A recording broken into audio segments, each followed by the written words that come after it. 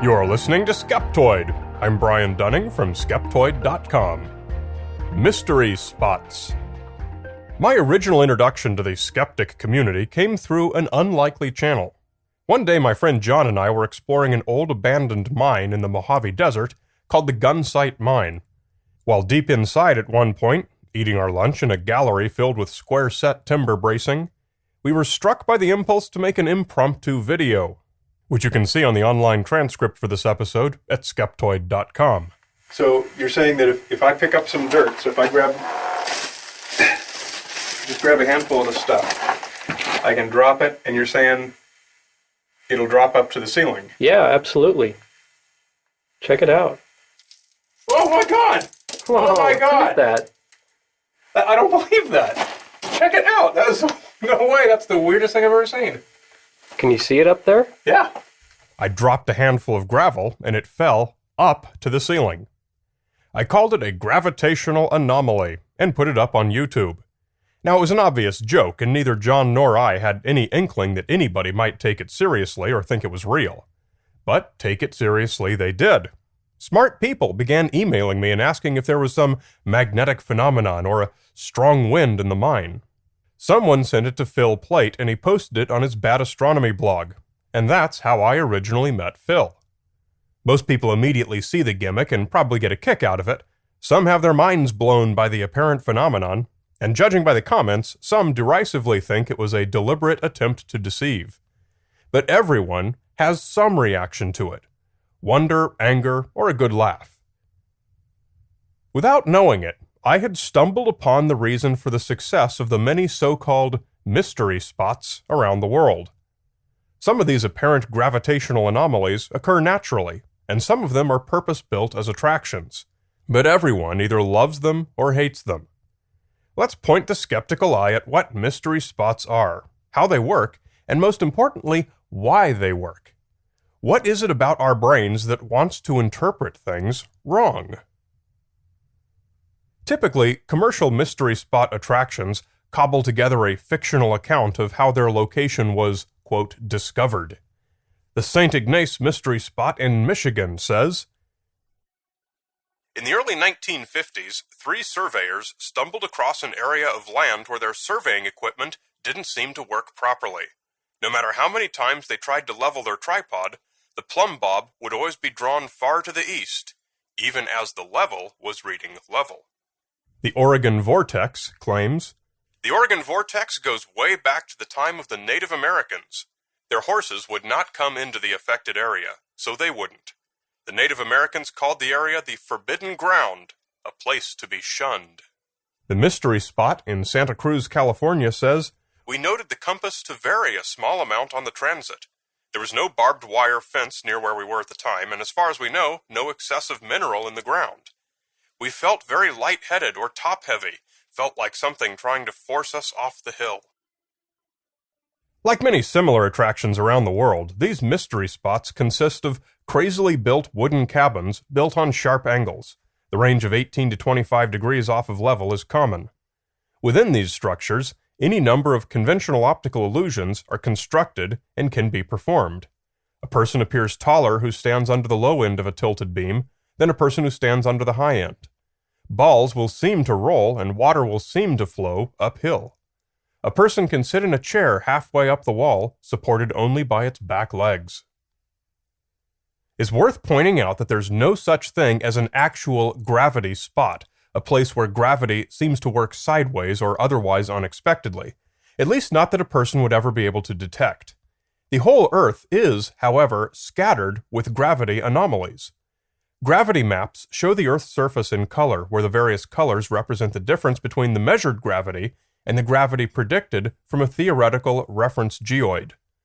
We can make these measurements from space using satellites such as ESA's Gravity Field and Steady-State Ocean Circular Explorer, and they can also be made on the ground using accelerometers that are essentially very sensitive scales.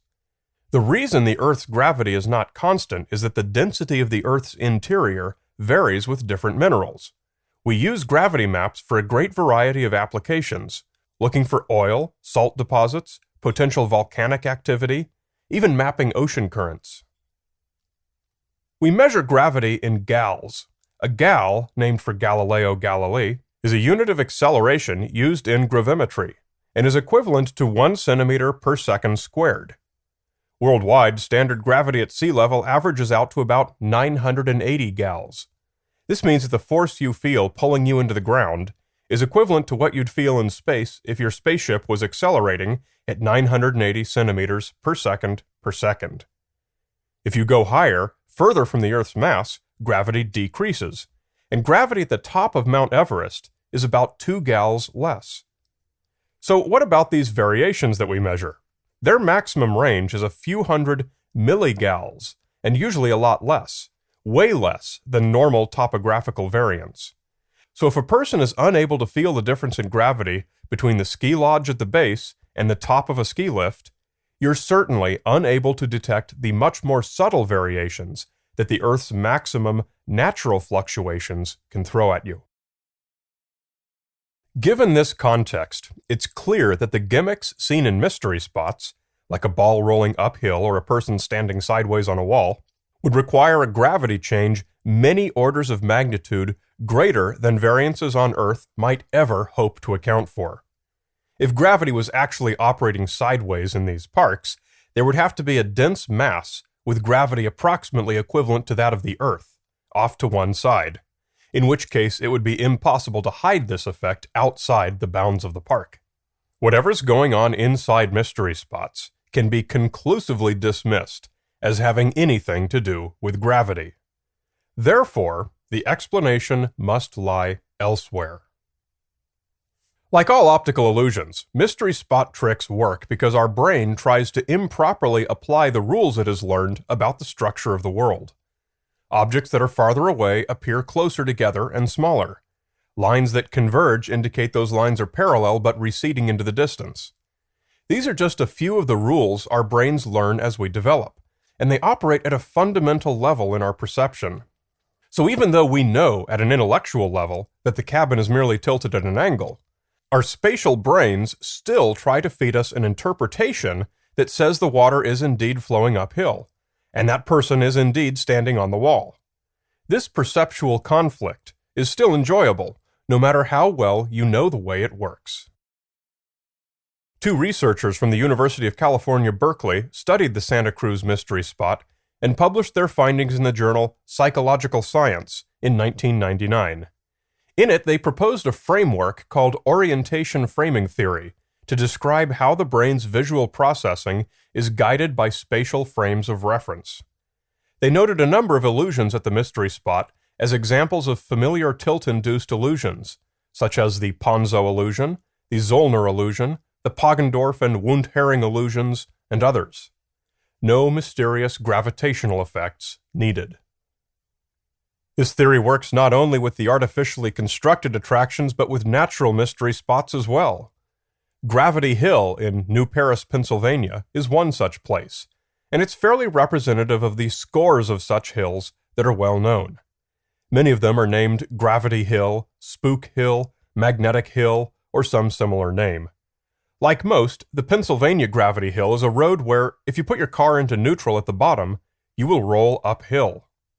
Throngs of curious amateur investigators frequent these spots, plumb bobs and surveying equipment in hand, to try and figure out what's going on. Many of these locations have a few things in common. They're often nestled among rolling hills that obscure the horizon, and are away from tall buildings or other structures that may provide a reference plane for the horizontal and vertical. Tree trunks and other natural features are often the only available references, leaving it easy to misjudge the slope of a road that's among hills that are higher at one end of the road than the other.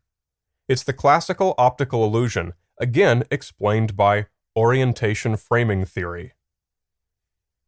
Of course, plumb bobs and surveying equipment have their weaknesses. If you think gravity might be acting wrong, a plumb bob is not a reliable tool.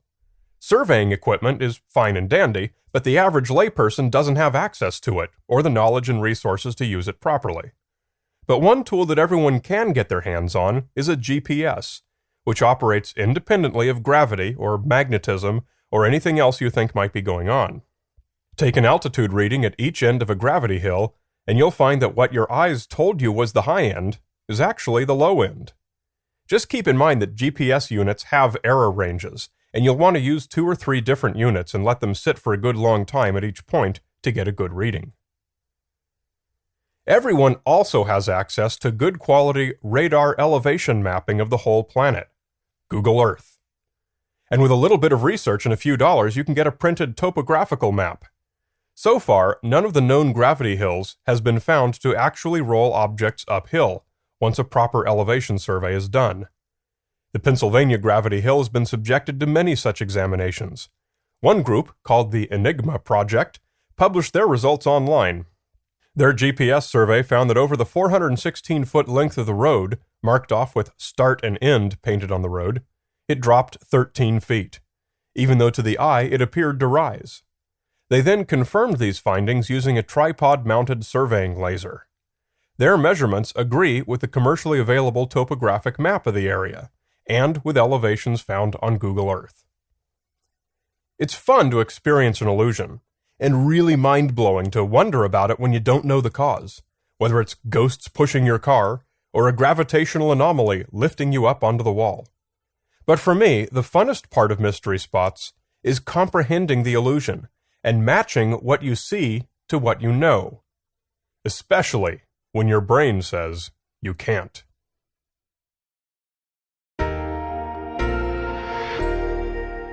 You're listening to Skeptoid. I'm Brian Dunning from Skeptoid.com.